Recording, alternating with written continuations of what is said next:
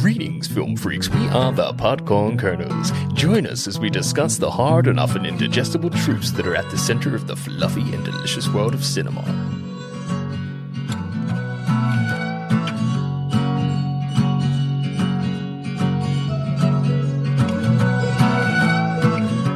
What's poppin', people? Welcome to the Podcorn Kernels Podcast. My name is Adam, and joining me in your earholes is Harry. Say hello, Harry. What's the difference between Daniel Day-Lewis and God? One of them's believable. On today's episode, we will be talking about Surge. This is a 2020 film directed by Aneil Karia and stars Ben Whishaw, Ellie Haddington and Jasmine Jobson. IMDb describes the synopsis as follows. Set over 24 hours in London, a man goes on a bold and reckless journey of self-liberation. Here is an original song to support the synopsis. You want to push me to the end of my limit. You like to mock me and say I'm not with it. But I'm just a man trying to get by. Don't know who I am or how to survive. A ticket to my mind is plain and it's simple. Just be kind, treat all men as equal. So here I am, so close to the line. I'm okay, I lie that I'm fine. All I need is one tender touch. I have myself, but that's not enough. I have myself, but that's not enough.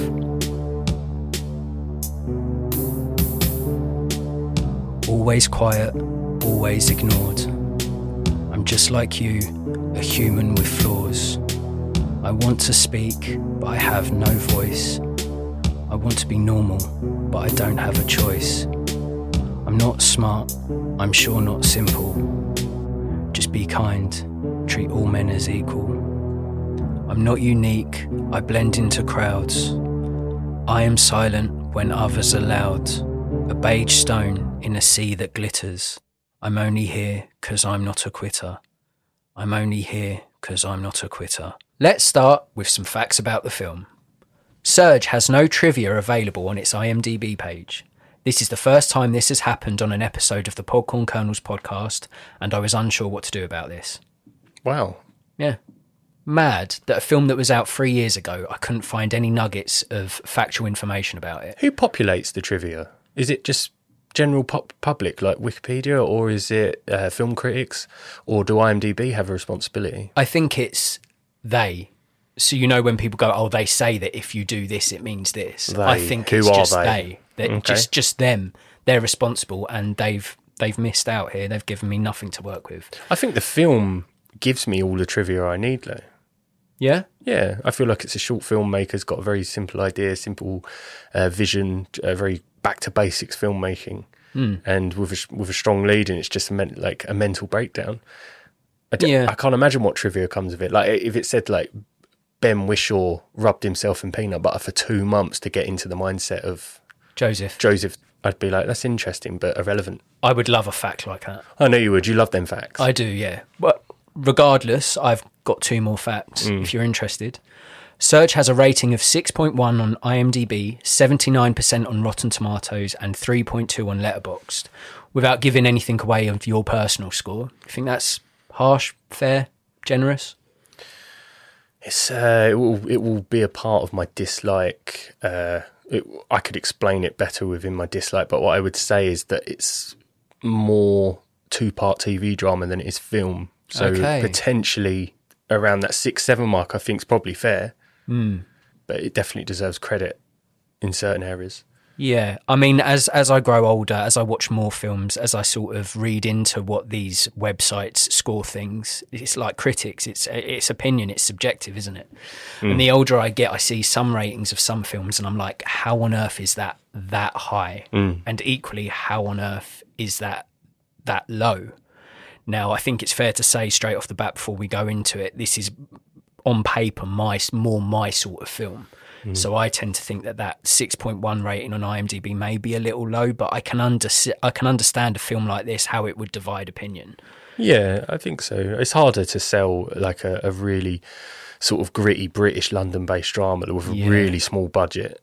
You know, I think it only box office at $30,000. Yeah, I saw that and was like, that's mad. But it's a cult film. It's a film that wasn't marketed or designed to make millions, and it No. probably never will. Yeah, it's certainly for more of your sort of cinephiles, or someone that likes their independent film, or likes to have a deep dive into sort of the human psyche, the condition, what a fraction mind can look like and what it can do to a person. It's a showcase for Ben Whishaw's talent. Definitely. I mean, that's a show reel. If I ever wanted to cast someone that had like a mental breakdown and I got sent a tape of Wishaw, I'd be like, oh.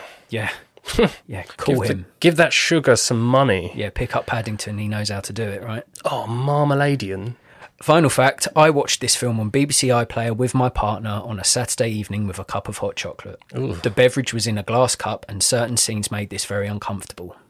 Because you wanted to bite the glass and pop one of your teeth out. So for context, in the film, Joseph is a man on the edge. He's had enough and he's staring into the abyss of madness. And within the film, he sort of starts to lose it, doesn't he? He's got a glass, he starts biting down on it and pushes it a bit too fast so that it breaks off. It's one of his tics, isn't it? Yeah, I couldn't help, while drinking this delicious hot chocolate, I couldn't help but sort of bite the glass. I did stop myself because I was like, how pathetic would it be that I'm watching this film and I mirror it just because I see it, and I bite the glass and make my mouth bleed and spit up a load of blood. It'd be too much, right? Yeah, he made that a very believable tick of his. Like, when he was doing it, I wasn't like, oh, it looks like it's been written in script. It looks like something he just wanted to, like, he did it justice. And I like you, I kind of like wanted to bite a glass after. Yeah. I just wanted to go, oh. The thing is, I started biting the glass because I'm an impressionable simple boy. So I started to bite it and I was like, I wonder how much more force I would need to do to go full Joseph and to break that glass. Ooh. Thankfully, I kept all those thoughts in my head and didn't say to my partner, I'm going to try and break this glass full of hot liquid in my mouth because I'm seeing it on a film. That's that whole, like, having a brand new phone, though, isn't it? And wanting to throw it into the ocean. Yeah. It's weird. There's a part of you that's like, I just want to do, and it's because you all of a sudden you don't want to fit anymore. You want to be like, fuck it, I'm just going to do what I want. That's all this film really is. It's like, I can't fit in this world anymore. It is that, isn't it? I am a fork in a world of soup. Oh. Noel Gallagher. Yeah, I like that. What did you like about Surge? Wishaw's descent into madness is sickeningly sad, realistic and depressing. But it is some of the finest acting I've seen in years. Yeah. It's just great. He totally encompasses the role of Joseph, and it's really horrible. Like, I found the first 25 minutes really difficult to watch because it's very depressing. You know, he lives in this rat race life. Yeah. Stansted Airport. It captures England at its worst perfectly. It's very, very depressing. I was glad to move into the crazy part. Yes. I was glad to see him break from his mundane routine. His the most depressing birthday I've ever seen with his mum and dad. It's gut-wrenching, isn't it? Just so depressing. And it breaks because he bites the glass, like you were referring to before, and then everything changes. From when he bites the glass and blood comes out, he realises he's opened the door to all the thoughts he's been having. There's the catalyst, wasn't it? Yeah. I mean, we don't know the catalyst as to why he's got to this point. Yeah. Like, I could only imagine a couple of failed relationships, not a very loving dad. Yeah. Very Freudian in that regard. And he's just broke. He's just snapped. But him developing his character from on the brink to in the brink to well over the brink is amazing. It's that evolution, isn't it? Well, it's like Joker. Yeah. It's really similar. It's like, he could have smashed Joker. I never thought anyone could have done a better job than Joaquin Phoenix, but I look at Wishaw and I'm like, he would have done a mega Joker. And it's that, isn't it? It's such a relatively short film at 90 minutes. The start of the film, you can tell he's repressing all sorts of emotion. You can tell that under the surface, he's angry, he's agitated, he's frustrated, he's fed up, he's all these things.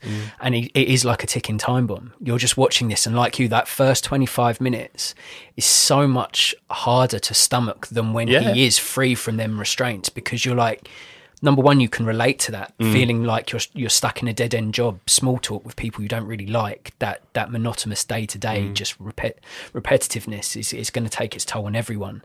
And number two, just trying to sort of keep those thoughts, those feelings under the surface rather than letting it boil over and act on it and completely lose your head, which is what Joseph does. I think it's really unnatural. And I think since the whole lockdown and pandemic, it's really unnatural to contain your feelings.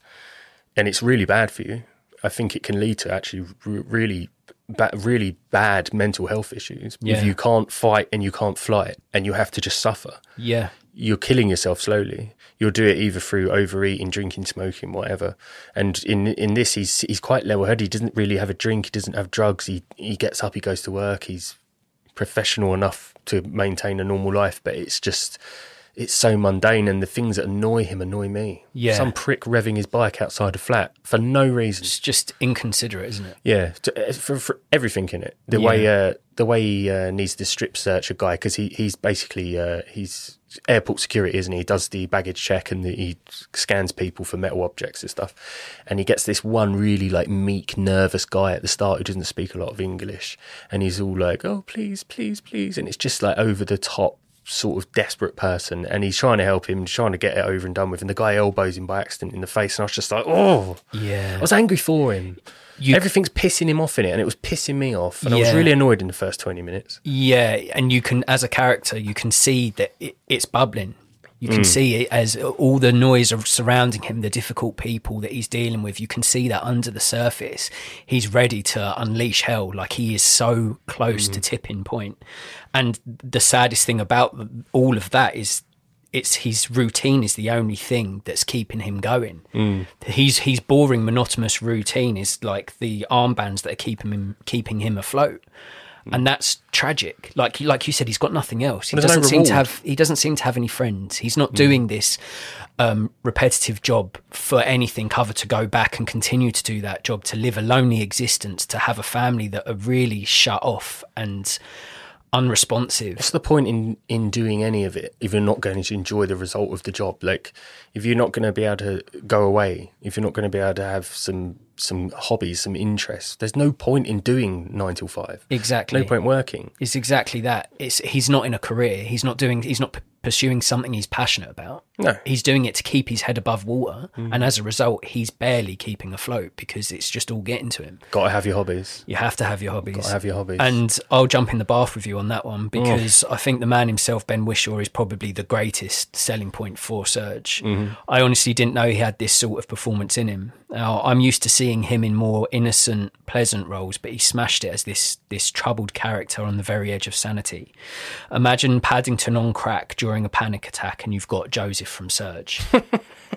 Because the way he speaks, he's very, very well spoken, very softly spoken, and he's not a physically threatening presence. He's quite a slight man.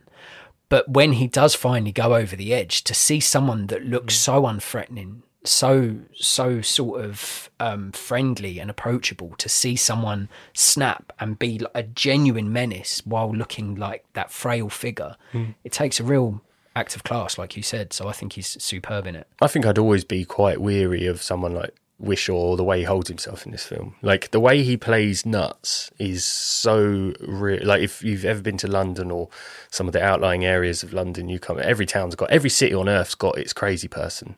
The pig-faced woman of Manchester Square, Jesus of Reigate. There's a million names given, nom de guerres given to people. Yeah, there's monikers. There's the sinner woman in Epsom. Yeah, used to shout, stand outside a betting shop and just shout. Yes, there's this souped up neon grandad chav. A chav's like a bogan in Australia. What's it in America? Chad? No. Chad. Redneck? No, I don't know, actually. Maybe chavs are exclusive. I don't know what the chav is. Well, no, Jersey. New Jersey people. Jersey Shore people. If you are listening, Jersey.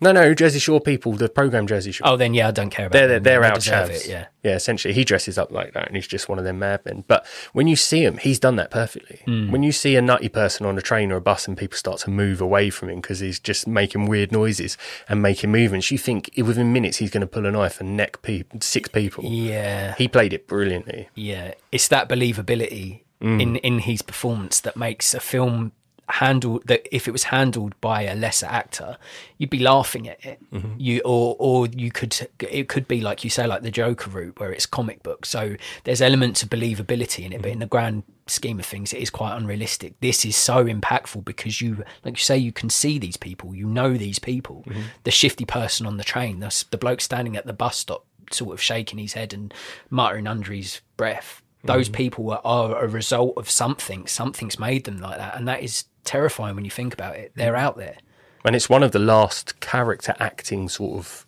parts that is it can never be done for taboo. It can never be, you shouldn't have done that part. Yeah, because you see him start the role. You can't replicate mental breakdown. You can't find someone that he's having a mental breakdown. Go, do you want to be in a film real quick? Yeah. You can't do it. Can't do that to that person. So it's one of the last character acting parts that you can get, where a character can go and be an eccentric, over the top, crazy sort of person, because it's a mental breakdown. And in terms of artistic license, you'll always be able to explore it, because everyone's only a tragedy or a trauma away from that break, and everyone's break's different. Exactly. And the result of the break's different. One person might become a complete recluse, never set foot outside of their house again. One might straddle a banana. One might start just windmilling in the street while clucking, singing Bohemian Rhapsody. You just don't know where it's going to go. You just don't. What else did you like about Surge? Guerrilla filmmaking, boom. It's claustrophobic. 0 wide shots. Did you notice? There's never a wide shot in that whole film. I didn't notice that. It's all boxed off. It's all very claustrophobic. It was kind of almost like it was made to make you think it's like a single shot. You're just following someone on their descent into madness. I didn't notice the wide shots. No wide shots at all. Gritty, on the streets. It doesn't capture London and the whole rat race conveyor belt life. It is London and the rat race conveyor belt life. It captures it excellently, and there's this one sequence in it which I might have to watch a bit closer to confirm, but it did feel like a single shot sequence, like the start of 1917, where essentially he's left work, he comes out of a tube station, he goes to his colleague's house because he obviously fancies her, he wants to impress her. He heard by over listening to a conversation at work that her TV's not working. He's turned up, he's like, I'll come to fix TV, she's off ill. Anyway, this sequence starts with him saying, I'll come to fix TV. He gets upstairs. He goes, okay, where's the wire? He's animated. He's like, I'll go buy you a wire. And from this sequence, he goes down the street, goes into a shop, gets the wire. His card doesn't work. Then he goes along to a shop to a cash machine. The machine eats his card. Then he goes to a bank, says, I need to get some money out. He doesn't have the proper ID. She goes to get online banking. He leaves the thing and he's like, I'm trying to impress this girl. I can't impress this girl. Then he goes back in the bank and he starts a series of robberies by writing a letter saying, give me your money. And it's all one sequence. He goes all the way back to the shop. He robs the place, goes into the shop, buys the lead, then takes it back to the girl. And then his adrenaline is just like pumping. Yeah. And then he ends up having this impromptu, unplanned sex that's just all based on pheromones, I can assume. Yeah. Because she was just like, there's a close fine line between confidence and crazy. Yeah. And she's sniffing some confidence. Yes. Maybe a little bit of gravy. Yeah. Crazy gravy. Yeah, yeah. It's an amazing sequence. Yeah. Even though the camera's moving left and right and it's kind of combobulating, it's like, well, I love that guerrilla filmmaking. It's very claustrophobic. But again, I don't know. I still kind of feel like this would have been better served as a 2-part TV drama. It doesn't feel like a movie, but that might be because it's too close to home. Maybe. London, Stansted, all that sort of stuff, like airports. I'm just like, it feels too close to home. Maybe. I'd be interested to get like someone that's not from the UK, specifically around the London area's standpoint on this, because me and you are watching this film. We've seen that guy. We know what it is to work a job that you hate, the monotonous routine of it. We know that. So like you say, it hits so close to home. We've been in British airports, just the ball ache of it all, the stress of it all. Conveyor belt. Yeah, and so you can sympathise with this guy. And when, like you said, that sequence and basically the whole film from the 25-minute mark right until the end, it's just showing one man acting on pure adrenaline. Someone that's worked God knows how long at keeping everything at bay, his demons at bay, suddenly just like letting it free, let it overflow. And he's uninhibited of what's happening. He has no idea what he's going to do next. He goes in, he wants £5 to get this lead for this woman he's trying to impress. Then he ends up robbing a bank, gets a huge buzz off of it, and then decides, well, that was great. That felt really good. I'm going to fucking do that. But he's not thinking about spending money. There's no way this guy will serve time in a normal prison. No way. And I love that. I love that it doesn't end in a hail of bullets. I love that he's not going to go down for 20 years for armed robbery. He will go into a psych ward and it'll be like a mentalist prison. Yeah. To try and get him better, which I'm glad about, because it's black and white. You can see he's having a mental breakdown. Yeah. He's not doing normal things. Clear as day. He's not going to rob a bank for financial gain. He might rob. After rob. At any point, I thought he might have a rub. Yeah, his movements, the fluid movements, the way he was jolting his body, I was like, you're 2 steps away from indecent exposure, good sir. He was getting wetty with the world. Yeah, he was. But it's that, isn't it?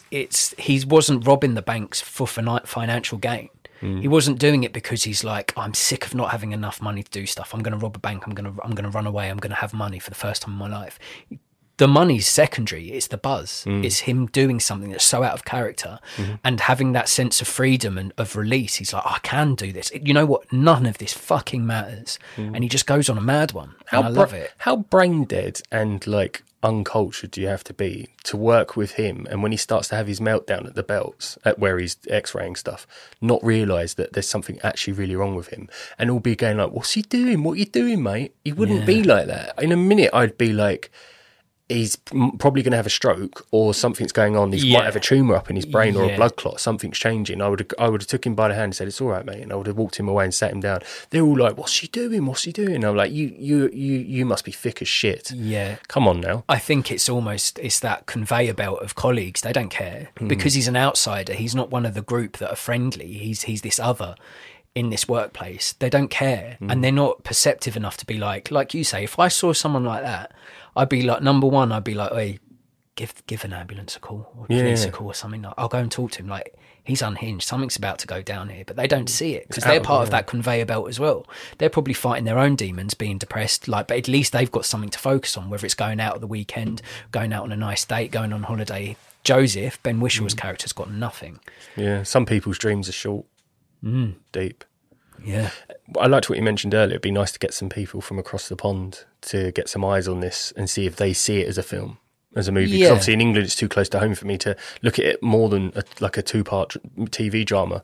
But and for people in the UK, you can watch it on BBC iPlayer. But I don't know if in the US you could change your VPN or IP address and watch BBC from that way. Maybe not, because you need a TV licence in the UK. But yeah, it's certainly a film that's a service we provide. Yeah, I think it's going to be one that's overlooked probably by a lot of people over here, and then further afield, people just probably doesn't know it even exists. So if listening to this podcast, you're like, oh, I like a little sniff of Surge, then I would say go and check it out. Oh, look, we got a listener from Djibouti. Yeah. Any more likes for me? Yeah, there's a piece of dialogue towards the end that I really love. So after he's had a mad night in London, and not the sort of night I would have, but he's covered in blood, he's effed up, he just goes into his mum and dad's house where it all started essentially. Yeah. Takes off his clothes, goes to bed, and his mum, obviously seeing her son come to this point in his life, she's just broken. Like he's an only child, she loves her child, you love a child forever. And when he's in the kitchen, he's so calm now. And it's amazing. He's sort of like exercised his demons. Yeah. He's purged himself of all of the irritations and stress, and he's very calm. And it was liberating to see that. But she says a lovely line, because he's covered in blood and got a black eye. She says, this is not what a good life looks like, Joseph. And I thought that was mega. Like, his mum she's in it she's not in it very much. She's at the start, she's at the end. At the start, she just seems like a really depressed, cold woman. At the end, you sort of see that this has been going on a long time. There is a warmth to her. There is a warmth to her, yeah. And I think it doesn't help having that fucking straight dick dad that he's got. Yeah. It's just 101, I'm a man. Beige boy dad. Yeah. Yeah. Like, doesn't ask for help to move a washing machine, even though someone's lingering to help, then moves it and goes, too late now. Yeah. Oh, my dad's like that. Fuck off, dad. Jesus. Okay. Yeah, I enjoyed that part. Yeah. Any more for me, or shall I slide into mine? Why don't you just move on, man? Yeah?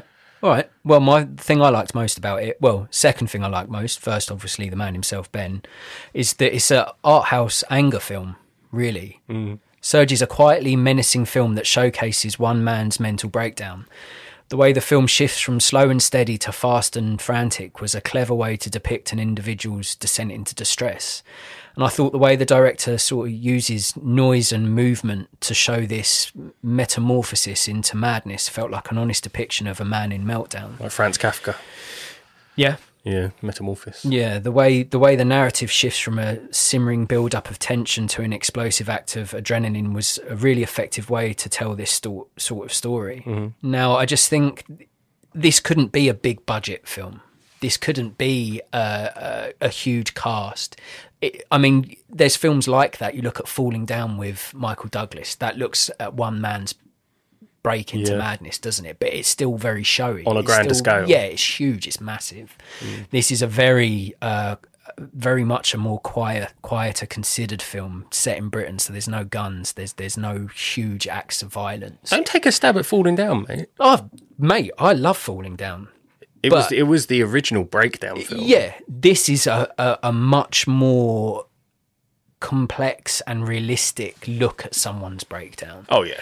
Like Michael Douglas, we all know Michael Douglas. We all love Michael Douglas, and he's fantastic in that film. It's one of his best performances, but there's still an element of Hollywood in it. The music, the budget, the way it's filmed, everything about it. It's more loud. It's more proud. What I do appreciate from Falling Down, though, is that there's more exposition into why he is the way he is. Yes. You know he's had trouble with his wife. She finds him to be quite stern and cold. He works at a defence company, which he loses his job, so you understand it more. With Ben Whishaw, they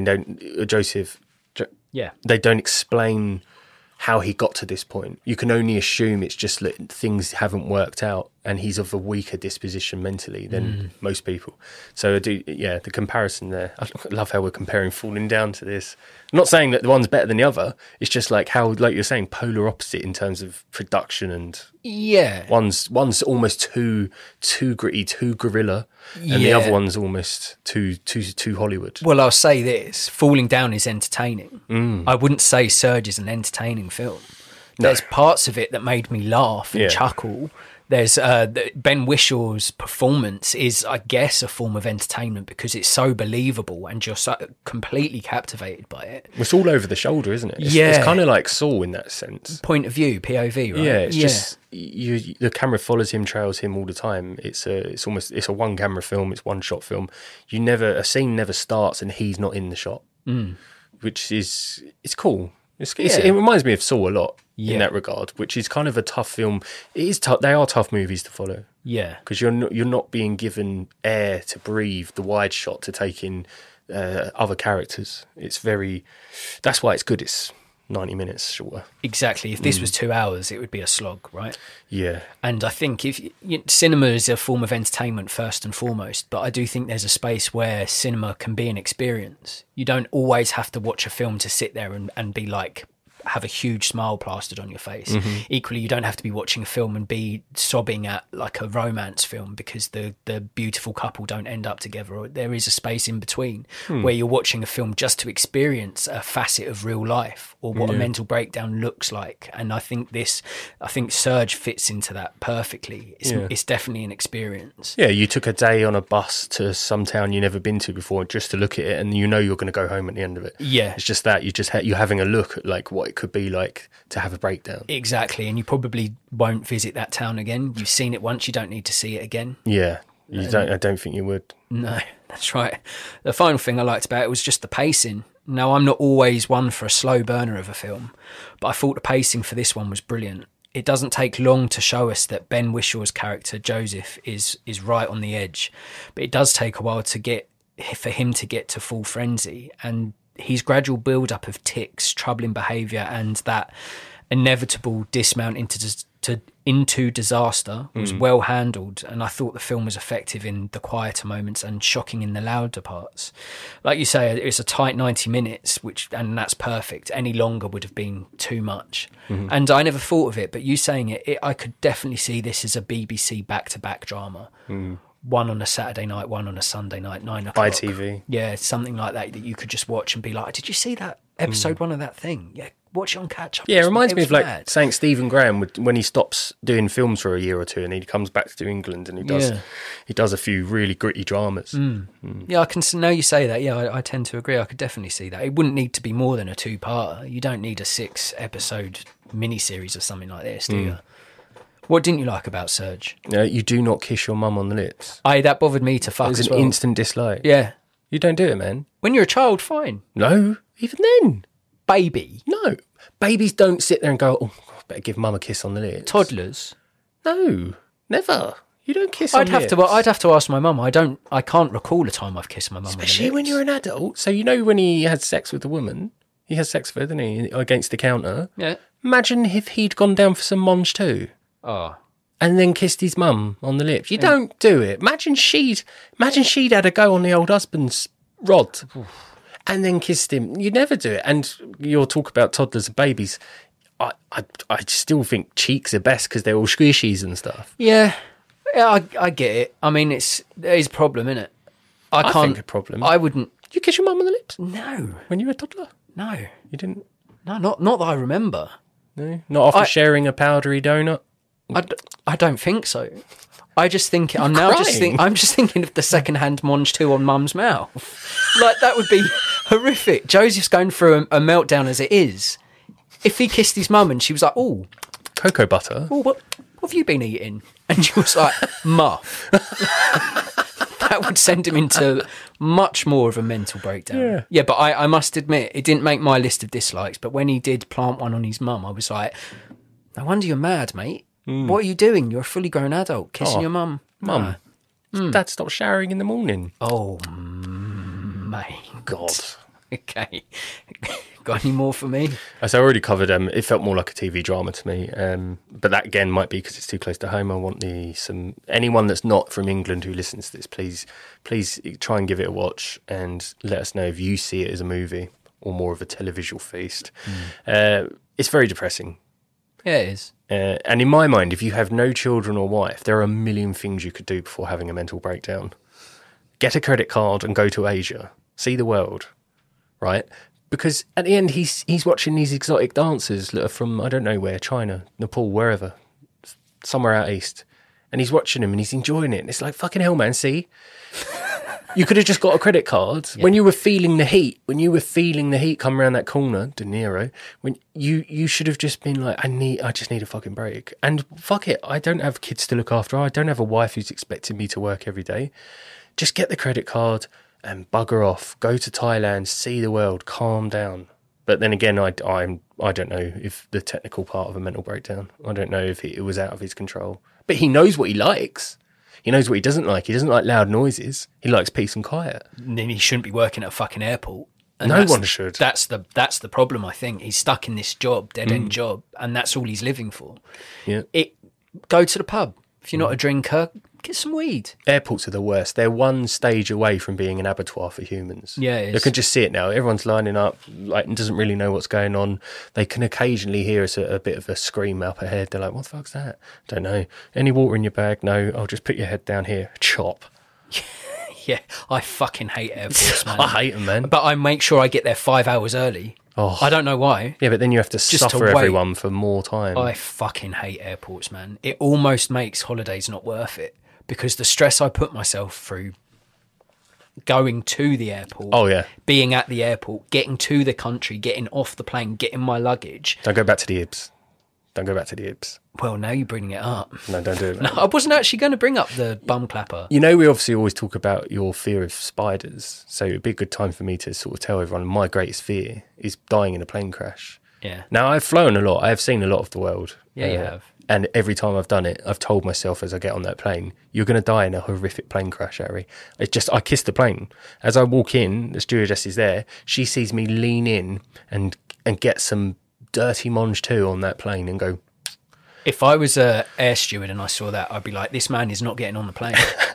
Like, what's he got planned? Yeah. Why is he macking the plane? What's he going to do? Worst way to die, I think. That and second fear is sharks. I adore them. I think they're incredible. Terrified. If I'm in open water, I think sharks. So if I survive a plane crash and then get eaten by a shark, that is the worst day of my life. And then if you survive the plane crash, the shark, you swim ashore to a beach, guess what's waiting for you? Sunburn. Spiders. I think I'd be all right with the spiders. I'd eat it. I'd eat them to get my energy back. That's disgusting. Yeah, I'll snuggle down in the shower with you on that one, because I think it's anxiety inducing, and that's the thing that I didn't like about it. But it's kind of weird to say that, because that's the whole film's purpose, right? Yeah. So it doesn't take much to set me off and get my heart in a flutter. But the use of sounds, the munching of glass, the unhinged parents, the dickhead general public, the biting of cutlery, and the overall viewing of a mental breakdown had me feeling unsettled and uneasy almost immediately. Which a film can be excellent. It can be 10 out of 10. It's still hard to sort of settle for the fact that you're putting yourself through that. Well, it's like Uncut Gems. Yeah, it's like Good Time. It's like it's these sort of films. You're on edge. You can't look away. I'd say it is a form of horror because it's so realistic. It's unsettling. I think everyone, like you said earlier, has got their breaking point. And I think there is a frightening reality that every single one of us could end up in Joseph's shoes. To a lesser extent, a greater extent. We're all only human. We've all got our boiling point. I've definitely been there. Yeah, mate, me too. I've definitely been there. And I think, like we said earlier, it's not an entertaining film. It's an experience. But it doesn't, even knowing that, it doesn't make it any easier to watch this sort of film. It's a difficult watch that could be triggering for anyone that has had a breakdown or that loves someone who has had one. So I would suggest that viewers' discretion is advised with Surge. It's definitely a troubling watch. Now, I've seen it 3 times, and I find great value in this film. I don't enjoy it, but I find it fascinating. It's one of my things I look for in films is the fragility of the human existence, and when a film taps into that, I find it fascinating. I'm glad to have seen it, and I will take away from it I'm very impressed by Ben Whishaw. It shows me that he can be so much more than Q in Bond and Paddington. Yeah. But I'll never watch it again. No, I mean 3 and done for me. That's me done. I would say if you are a cinephile, if you like to watch these type of films that make you feel itchy in your own skin, then yeah, give it a go. Any more dislikes for me? I think I already mentioned it. What was the catalyst for his condition? It's not established. We don't know, especially now there's no bloody trivia on IMDb. Yeah, I'm all good. I'm done. Yeah. I've got a couple more dislikes. The main one is madness is a product of our environment. The parents in this, man. Spineless vanilla energy vampires that undoubtedly contributed to Joseph's breakdown. I know it's only a film, but these sort of people are out there. They need to be held accountable for their actions. You can see it. The parents there, like the no conversation. The mum nearly having a breakdown of her own because her son walked in when she was cutting a fucking cake.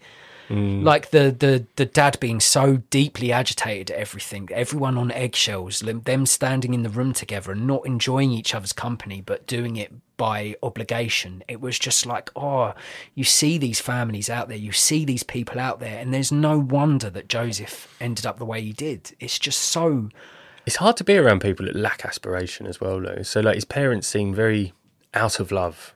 Yeah. And they just exist together because it's the easier road and it was established long ago, and it's too much of a pain in the arse to now build a new road. And I think he sees that, and it's really depressing. I think his whole existence, that having the steady job and that steady income, that 9 to 5, that shift work, that getting the bills paid, having a roof over your head, like having your 3 meals a day, all of that is implemented by this really sort of strict family life.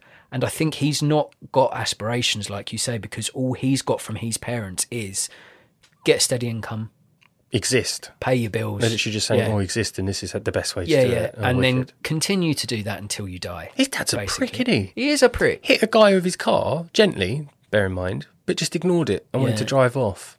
Like, what are you doing? You get a sense that it's generational, don't you? He's probably had the same sort of... he doesn't want to admit that his eyesight's going, his reactions are going. Yeah. Because he can't be the all-enforcing daddy. But, you're bang on the buzzer there. But then you see all of this madness ensue with Joseph's character, who's going through just a mental break. Say that again, please. He's disassociating. Say ensue again. That was awesome. Ensue. No, but you said it was such vibrancy. You went ensue. Oh, thanks. It was really good. Oh, cheers. Sorry, carry on. I'll have to listen back to that. No, thank you. But like in a film where he's like madness is winning, like his boiling point has reached. He's completely uninhibited. He's doing what he wants. He's letting the adrenaline kick in. In a film that's full of that, the most awkward parts of it is the meal with his fucking family. I couldn't stand that. And that should be a joyous moment. Going back home and having dinner, spending your birthday with your family, that should be nice. When his mum says, Joseph, you gulp so loudly. I mean, he does. He does, but it's a tick. Yeah. He's trying not to chew the fucking glass, mother. Oh, I hated that opening 20 minutes. It just made me feel shit. Yeah. I felt really like annoyed for him. Depressed that life is actually kind of like that. That you've got to suffer other humans and you're forced to suffer them because you're forced to live in a society and in built up towns. You're not allowed to just go, I caveman, I build in that direction. You're not allowed to do that. You're controlled. No one's free. It's an illusion. No one's free. If I was free, I would be able to go and hunt a deer right now. A poor job I would do, of course. The best I'd get is a few bat hits on its hinds and it'd still get away from me. But I'd still feel free. I'm not allowed to do that. Well, I might be able to. Depends. It's that you're made to subscribe to a service that you never agreed to. I know, I've got no choice. Yeah, you have to do it. Otherwise, you're looked at as a person like Joseph, like, oh, he's mad. I look at council tax, I'm like, hold on a fucking minute. You're forcing me to pay this. But what if I don't want to use your bin service? And what if the police have, if they've never done anything for me? This should be an opt-in option. Yes, I can take my rubbish to a tip and I'll pay £2-3 to get rid of it once a week. I don't pay you council tax. And I don't need your police officers. They have done nothing for me. You don't have a choice. I know, but that's not freedom. No, that's what I'm completely agreeing with you. It's nonsense. It is, yeah. Should we start a rebellion? I don't know if we have time. Yeah, too much work to do. Too much work, mate. Yeah. My final dislike, Lee Evans. What? If you don't know, Lee Evans is a hugely popular comedian in the UK. He uses movement and facial expressions to tell his jokes, and his brand of comedy is over the top and incredibly funny. He's not in this. No, he's not. But the problem is, there are parts of Ben Whishaw's performance where his actions reminded me of Mr. Evans, and that took me out of the film. The way he's so over the top with his facial expressions, his movement and stuff, I couldn't help watch it. And I'm a big fan of Lee Evans, but when he's doing his comedy act, he looks like a chimp. And he says it about himself. Yeah. I was watching this film. The first time I saw it, I thought it's second and third. I'm watching it, and I think Ben Whishaw is magnificent in this. But there is parts, if you see it again, when he's being really sort of fluid with his body movements, I can't help but see Lee Evans, man. I think you should add the trivia to IMDb. I might. Yeah. Ben Whishaw was inspired by the chimp-like actions of Lee Evans. Yeah. And it's one of those, it's a diet dislike, but I felt like I had to include it because every time I see it, I'm like, that's Lee Evans, that's Lee Evans, that's Lee Evans. And I'd love to speak to Ben and see, like, did you watch Lee Evans before this? And did you consciously make a decision, or is this just how it happened? I've seen nut jobs do that sort of physical dodginess. Well, it's erratic, isn't it? Yeah. Yeah. So it'd be hard to, like, get the microscope on it and see it arm for arm. Well, once we finished here, I'll show you some scenes. If you can stomach watching a bit of Surge again, I'll show you the ones I'm talking about, and we can have a little deep analysis side chat about it. I've gone beyond Lee Evans now, though. I like my more crass comedians. Yeah. You know? Yeah, I do, but Lee Evans will always have a place in my heart, because when I was 14, 15, he killed me. Yeah, he was great. Yeah. I've got some questions. Ben Whishaw goes against his usual casting to play an absolute problem of a man. What's your favourite performance of an actor playing against the grain? I might nick one of your favourites. Maybe 1 Hour Photo, Robin Williams. Yeah. Or when he did Good Will Hunting, actually, because even that was different from the films he was doing in the 90s, like Doubtfire and stuff. When he went and did Good Will Hunting, I realised that there's a lot more to him. I love it when a dramatic actor shows their comedic chops, or a comedic actor shows their dramatic weight. Which way do you prefer? I love it when a comedic actor can make me really feel. So when Robin Williams did Good Will Hunting, and in Awakenings as well as another one that he did, 1 Hour Photo, I think when they do that, and you're like, wow, you're not just a clown. There's a lot more to you. They say comedy's the hardest thing to do. So I do appreciate like really straight edge actors that are known for dramatic roles. When they go comedic, Like when Leonardo DiCaprio in Once Upon a Time in Hollywood, when he's so funny. Which is so funny when he has that meltdown in his trailer. I was like, oh man, I didn't, because there's a few of Leo's films where he shows that he can be funny, but not to that extent, I don't think. So yeah, I'm there for it. When any actor goes against what they usually do, I'm right there for it. I think Tom Cruise can be hilarious. Well, that's one of my answers. Him in Tropic Thunder. Yeah, when he does the dancing with the big like gorilla arms. Even Edge of Tomorrow. His reaction to dying over and over again is funny. Like there's always been something funny about Tom Cruise. He does make me laugh. Well, it's funny that he's a cold-blooded action star and he's like 4'10" or something. Like, that always makes me laugh. I've also got here Tom Hanks in Road to Perdition, because he's never really a villain. And in Road to Perdition, he plays a bad guy, but he's a good soul, I guess, but a lot more quiet, a lot more... Normally, he's the good man. I'd argue that that's just... He put his skill sets to a job to get money. I don't think he's evil in Road to Perdition. No. I know he's a hitman, so he doesn't ask a lot of questions. Yeah. But you can tell, like... He's actually quite a cold dad in it, isn't he? That's why that's the better part of Road to Perdition. Yeah, you're right, yeah, because he normally plays this really warm character, doesn't he? Right. So when he's sort of cold and clinical, it's like, oh, Tom, I didn't know you had that in you. The last one was Olivia Colman in The Favourite.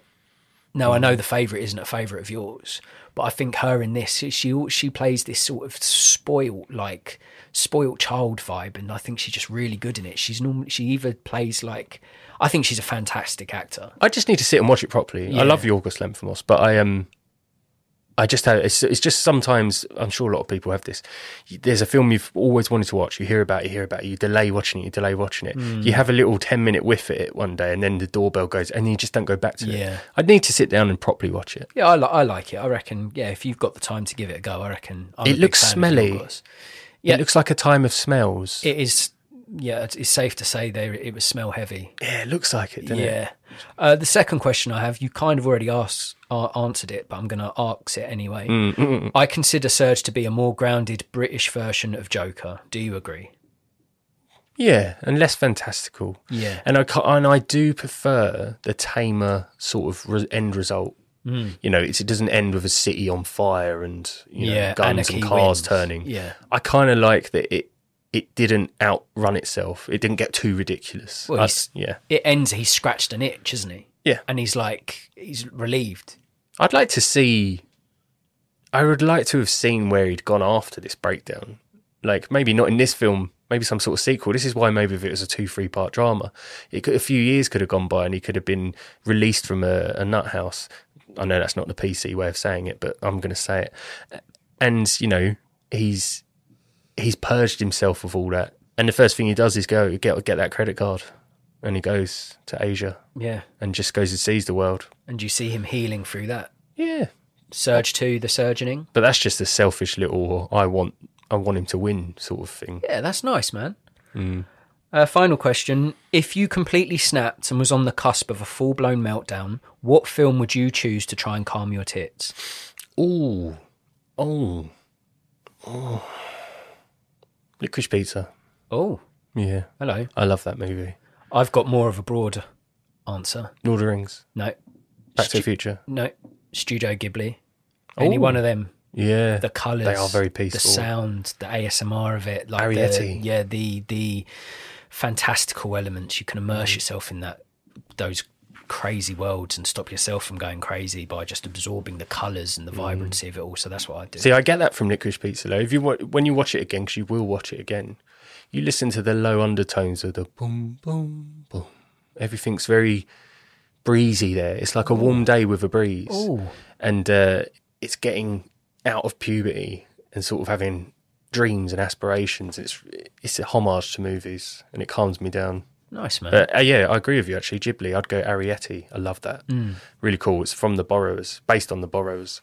But yeah, they're very calming. The colours are very relaxing. Very nice. Yeah, they are. I would say they're great to combat the winter blues. Great choice. Stick a Studio Ghibli on. I love that. I'm holding a knife. I'm headbutting a wall, and then I just hear Licorice Pizza start, and I go, "Oh, okay, calm down." I'm not gonna commit mass murder now.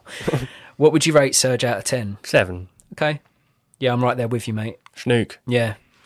It's one of those films, isn't it? Not necessarily enjoyable, but certainly worth watching. Got to review it on its merits. Yes, exactly that. That gives Serge a total score of 14 out of 20. If you like your films to be taut, tense and troubling, or if you've ever wanted to picture Paddington gorge his gob with glass, then Serge could be a film for you. Consider watching this one if you enjoyed Joker, Falling Down and Uncut Gems. Nice. Should we play a game? Yeah. The game in question is What the Plot, where the rules are simple and the results quite the opposite. Harry will conceive an original idea from his big and beautiful brain and give birth to a plot. It's then down to me to nurture this thought by providing a film title, genre, cast, and anything else I can think of to raise this brainchild into a fully functioning film concept. Over to you, Harry. Serge might have affected my What the Plot. Okay.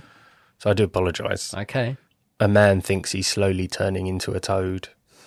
Classic. His reflection is changing, and so he starts spending time near ponds and trying to mimic a toad's life.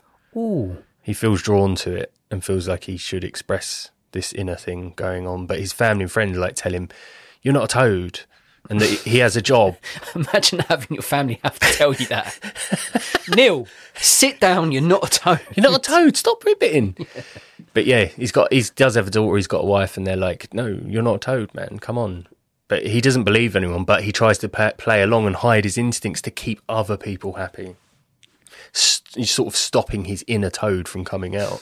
What a sentence. And that despair of having to hide his feelings, subtext, he disappears and they find him face down in a pond dead because he ain't a toad and he died by trying to be a toad. Do you know what I'd love? What, mate? Plot twist that he is a fucking toad. It could go that way, yeah. Like you mentioned earlier, Franz Kafka's Metamorphosis. So about the guy who wakes up as a bug and has to deal with the fact that he's now a bug in a human world. So, does this man... But I think him thinking he's a toad and wanting to express he's a toad. He identifies as a toad. Kind of like, is it Jenkins in Step Brothers? The one who goes, I wake up and I'll be a dinosaur. Is it? What's his name? Richard Jenkins? Yeah. Yeah, it is Richard Jenkins. Yeah, I love that scene. But more serious. Like all he sees is a toad in reflections all the time. Is this sort of is it a middle-aged man that's struggling with the fact that his metabolism is slowing down? He's getting a bit chubbier. What, a fat film? No, but does he identify as a toad because he sees himself less because he's changing, he's getting older? Could be. So is it sort of like subtext for dealing with getting older and accepting it gracefully? I think it's subtext for not fulfilling your potential or having just being dealt a bad hand in life that you didn't get to be what you wanted to be. So it materializes into a toad, which a lot of people obviously through myth and through old fairy tales is considered an ugly thing. And you've got to kiss a toad to turn it into a prince. But he never gets his kiss. Oh, that's sad. So it could be a film that speaks to mental health. It could be just as basic as there's a man and he thinks he's a toad. I think it's better it's mental health than physically true. Like I don't want it to be like Jeff Goldblum, The Fly, where he actually starts to turn into a fly. Yeah. And people are like, "Oh, it's a fly man." Like I think he sees Toad. Okay. And it's his way of wanting to escape. It's literally Serge, but he thinks he's a toad. So maybe as a kid, he had pet toads. He's always had an affiliation with toad dudes. I don't know any kids that have pet toads. Did you have a pet toad and kiss your mum on the lips? I had a pet toad that I used to kiss on the lips. That what she used to say to you? Like, you're a toad at the moment, but you kiss me on the lips, boy, and you're going to become a prince. Right, just for clarification, my mother did no such thing. Just to clear that up. That's journalists. So, can the man that thinks he's a toad, can he be called Todd? Or is that too on the nose? No, that's good. I don't mind what he's called. I don't know. I like the thought that he doesn't want to be Todd, he wants to be Toad. That's cool, yeah. Todd, not Toad. Todd, yeah. Yeah? Yeah, Todd. So the film, I like these sort of films because on the surface it just sounds mad. It just sounds, it could easily be taken as a comedy, but I don't see it as that. I think it taps into someone who's struggling with their own identity, maybe struggling with the fact that they're getting older, maybe struggling with the fact that they no longer see themselves as young and youthful. Maybe he's got such low self-esteem that he sees himself as a toad. Could be like body dysmorphia as well. Maybe him and his wife are disconnected, but they don't split up because of their kids or whatever, and he values himself less and less. Maybe his wife is a bit of a battle axe, and it just makes him feel really shit. Or maybe with his mental break, like his wife in a world of normal people becomes animated, and she's like a princess from like Disney, and because he's the toad, he doesn't get the kiss off her. I'm not talking this is an animation. I'm saying one aspect of it is like he's seeing her in that light, and I'm the toad. I've lost my looks and charm just because of genetics. I've lost my hair. I've got a beer belly. You still look quite good. Yeah, and he's like putting her on a pedestal. So it's changed a lot. It hasn't. I think a film like this, on the surface, it just sounds like it could be a crazy offbeat comedy, but then you look at it more, and it's like, well, it's actually quite deep. It's a lot deeper than that, and I like that. I like that. Like Palm Springs. Is it Palm Springs? Where it's Andy Samberg. Yeah, so it's a comedy, but it is kind of sad and serious. Well, I would say they would have comedic elements in it. I wouldn't say it's an out and out comedy like I'd suggest Palm Springs is. Stark comedy. More so, it's. I'd say directing this is Yorgos Lanthimos. You brought him up earlier, but he's got that brand. The best. He's got that brand of like odd narrative with humour that's very unique to him. In his dialogue is very robotic, almost not human. Dogtooth. Yes. Dogtooth, Deer. The Lobster, Killing of a Sacred Deer, The Favourite. Yes, you've smashed it. You could see him in this sort of film. And in the role of Todd, I think I'd go Paul Walter Hauser. Not because he's more of a heavy-set gentleman. Yeah, right. Nothing. No, I just think he could play this sort of role He's really great. well. And I think he's got a bright future ahead of him. He's in Richard's Jewel, I, Tonya. He's rumoured for Tarantula. Yes, yeah, he's heavily linked with Tarantino's final film. And as his wife, I'd have Tilda Swinton. They're like polar opposites, and she could be this cold, sort of stern wife that has grown apart from Paul Walter Hauser's character, Todd. And I think that would be an interesting dynamic, because you wouldn't pair them two together. And I think that would work in a Lanthimos film. She strikes me as an evil stepmom rather than a princess, but life's realistic. And I think it'd be cool if, she's... I mean, in comparison to Paul Walter Hauser, she's quite tall. Yeah. She's probably taller than him. Yeah, so she's almost been on this pedestal in their whole relationship, and he feels lesser as he's got older, almost toad-like. So he feels like he's pond life now. So Yorgos Lanthimos film starring Paul Walter Hauser in the lead. His wife is Tilda Swinton, and I'd call the film Ribbit.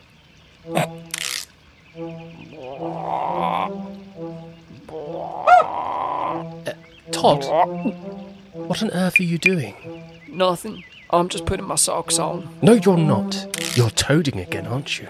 I am a toad. The sooner you accept this, the sooner we can go on with our lives. Todd, you're a 45-year-old butcher. From Yorgos Lanthimos, director of Dogtooth, The Lobster, and The Favourite. Where are you going now? To the pond. Why? To be with my real family. They understand me. Ribbit. Coming soon to a cinema near you.